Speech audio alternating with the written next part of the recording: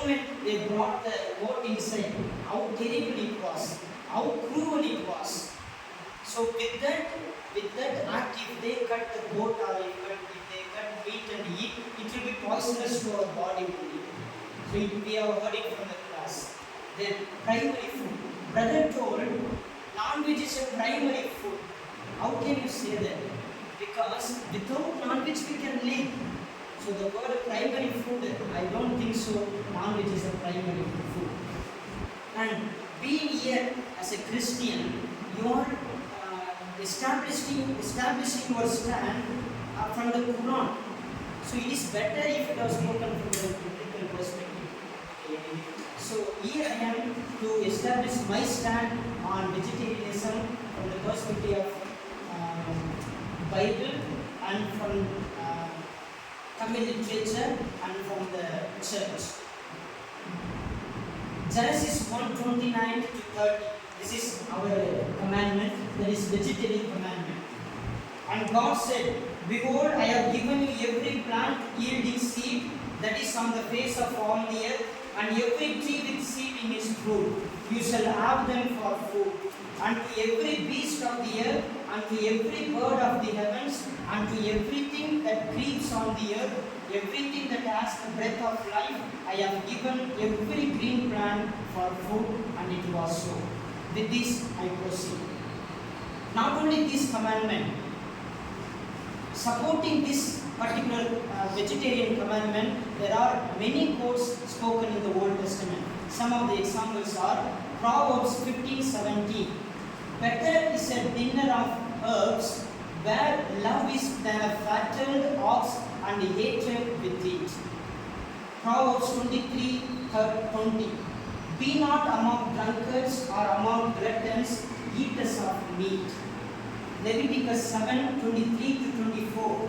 Speak to the people of Israel, saying, you shall eat no fat, or ox, or sheep, or goat, the fat of an animal that dies of itself, and the fat of one that is torn by beast may be put to any other use, but on no account shall you eat it. So when we talk about vegetarian, the concept of non-vegetarian contradicts. So what is the main point here is the animal sacrifice. So what does Bible say about animal sacrifice? Whether God did allow. So we see many offerings in favor of God. In order to please God, people of Israel sacrificed many animals and many lives. So did God really ask them? So our biblical scholars there, you will agree with me when I quote some Hebrew words. The Bible teaches us that animal sacrifice were voluntary. Many have taken the scriptures to mean that we must sacrifice animals in order to please God. This is not what pleases God. We are commanded to obey His laws. This can be seen in book of Jeremiah, chapter 7, 22 to 23. For I spoke not unto your fathers, nor commanded them on the day that I brought them out of the land of Egypt, concerning burnt offerings or sacrifices. But these things I commanded them, saying, obey my voice, and I will be your God, and ye shall be my people, and walk in all the ways that I have commanded you. Yes, God, the sacrifices that God asked is voluntary. That is mentioned next, Leviticus 1:2. The expression used is the Hebrew word ki, being literally if. That means, I say it again, animal sacrifices were never a law of God.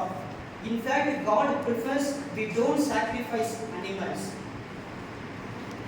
Then, coming to the Tamil literature. So, when we talk about Tamil literature, the first thing comes is, for me, is Tirukkural. So, two Tirukkurals I would like to explain in connection with vegetarianism.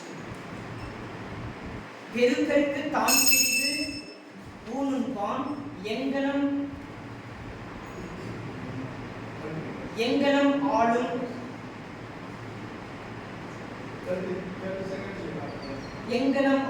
Arul. The translation is, how can the consumer of flesh of another being, for the sake of increasing his own flesh, possess kindness?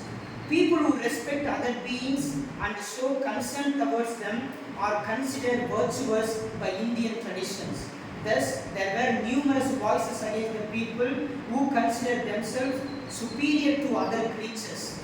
This view of Thiruvalluvar is reflected here, and thus he voices for the upholding of our dharma by voicing against meat consumption. This is contrary to the Western scientific survival of the fittest theory of Darwin, which is the prime example that Western science fails to address societal views. Here I end.